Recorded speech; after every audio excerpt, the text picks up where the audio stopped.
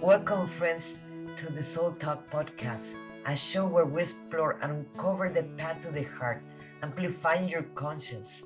Join me as we meet incredible souls who are in this journey and learn from their experience and different methods that will make you vibrate your heart. Let's get into it.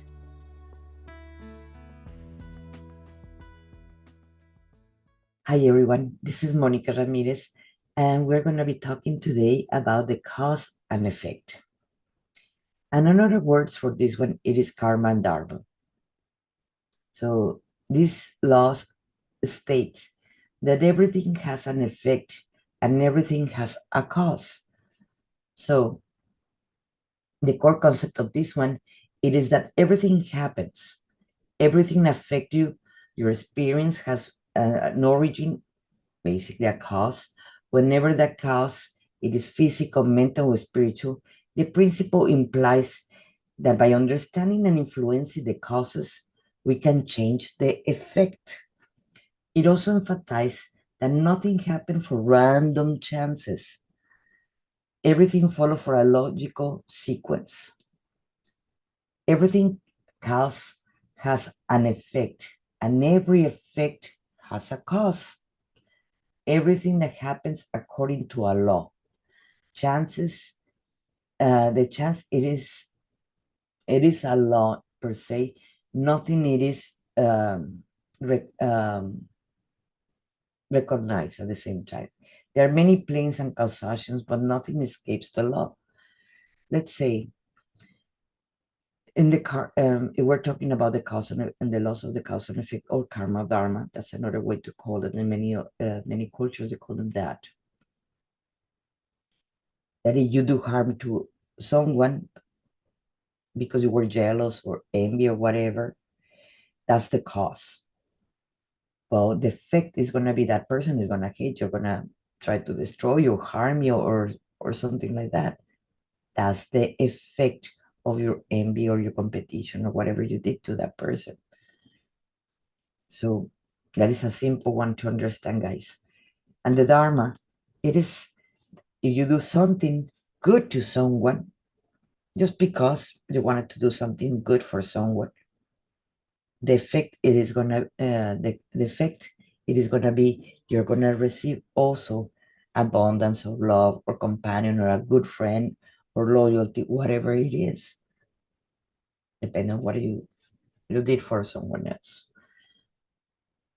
In the physics and natural laws, Newton's third law of motion states, for every action there's an equal opposite reaction.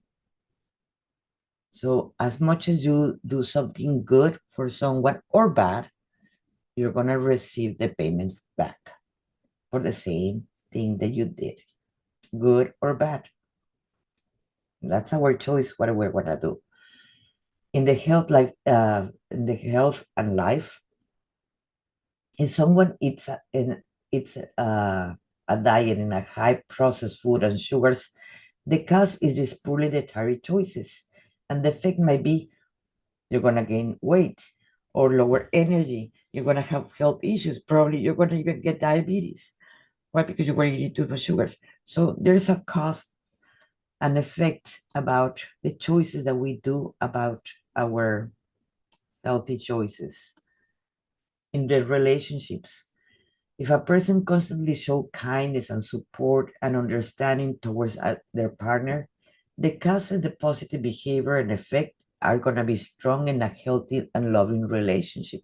But if you treat your partner like, get out of here, you're an asshole, you're this, you treat him horrible, you do not put attention to them, and he look for someone else or he asking for the divorce, don't be surprised. That's the cause and the effect. In the career, a person who constantly works hard, improves their skills, and builds a network of professional contacts, that's the cause, is likely to experience a career advancement and recognition, financial rewards. Why? Because that's the cause and the effect. In education, it works the same. You study a lot, you're going to have good grades. So in social and political movements, the civil rights movement in the United States was driven by a cause of the systematic racism and inequality and activism of the leaders like Martin Luther King. The effects were that now we have laws against that racism. My dad used to tell me that when he was little, he was born in the 24 United States, that they used to have signs in the restaurants, no dogs or Mexicans allowed. Well, obviously, that was the cause was the racism, and we have to go to a civil rights movement, and now that is not permitted anymore. Cause and effect. So think about that before you react, and you act with someone because you're going to pay for it sooner or later. There's always the law of cause and effect. So you can know, you can predict what is coming for you or what is coming for anyone by the law of cause and effect. Now we're going to be talking about the law of mentalism. That is one of the Hermetic ones. The law of mentalism is stating that basically we are creating everything through our thoughts. Yes, the reality that you observe around you, the one we have created each one of us for ourselves, it is telling you that basically that you have created everything by yourself.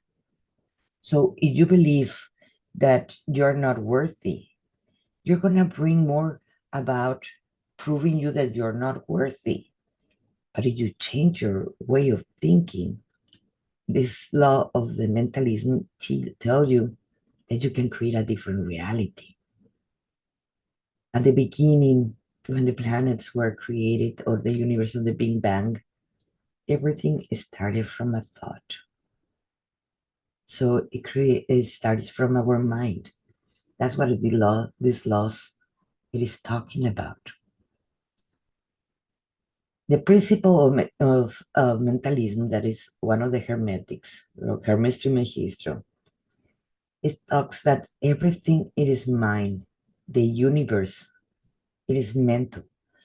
So if you can imagine a thought that we are going to be creating a landscape, me as an artist, I went through this a lot because when I have a white canvas, it's like what I'm going to paint in that canvas. And it has to go into a thought first, into a thought before I can create it. But not necessarily goes to a thought first, it goes to our emotions, and the emotions go to the thought. And that's how it can be projected. So I'm going to put you an example. I have a white canvas that I'm going to paint. And I ask myself, what am I going to create? And in this white canvas. So I like, what emotions I'm feeling. This is the process I was an artist. What emotions I'm feeling. Oh, I'm feeling an expansion. And I don't know how to transmit that expansion into this canvas. So then I have to think how I'm going to project the expansion in a canvas. So like that, I can have the image in my head so I can paint it and I can create it. That applies also in your life. It can go through for the perfect job, for the house, for the place you live, your relationships, your money, etc. Everything that you have or you don't have, you have created through the law of mentalism. And it's up to you to change it. You're responsible of that. Now, let's put it like this. The application. If someone wants to achieve a goal, they might use this principle of mentalism to create they have to create a visualization. Let's say you want to you want to change your reality and you have to start visualizing. Let's say, I want a new job. And I just visualize myself in that job, that I feel very happy, that my boss treat me well, that my coworkers are awesome, that I'm gonna get paid a lot of money, and I start visualizing that as a thought. So that is going to start creating in the universe, in the field that is around me, that job that I want. An athlete, when he goes, another example will be an athlete when he wants to win um, one of the competitions that they go first into the visualization before they do the exercise, because they understand that if they don't visualize that they can go to the winning line, the exercise are not going to take them to the winning line. So they go first into this law of the mentalism, so like that they visualize they are already arriving, so they can create what are their goal they want to do. But I just want to put a warning.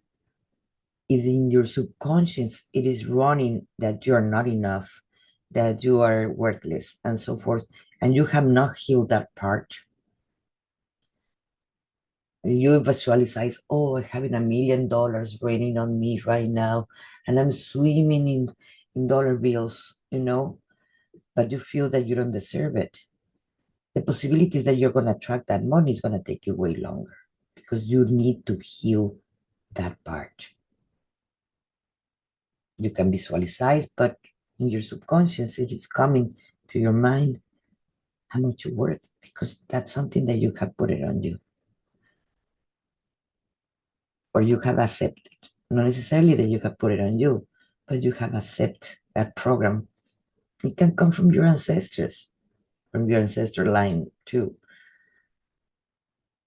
Now, I wanted to put to remark in this law of mentalism that there is a microcosm and there's a microcosm. The microcosm, it is how you feel about the reality that you live in, the one that you have created through your thoughts and emotions. I remember when I was in my 20s saying, I'm going to live in the United States in McAllen, Texas.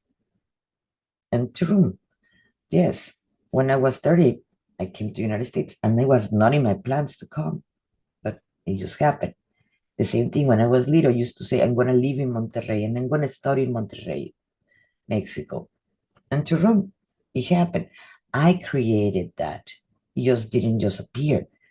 I thought about it. I imagined. I visualized that. So I created that reality for me. That's the microcosmos.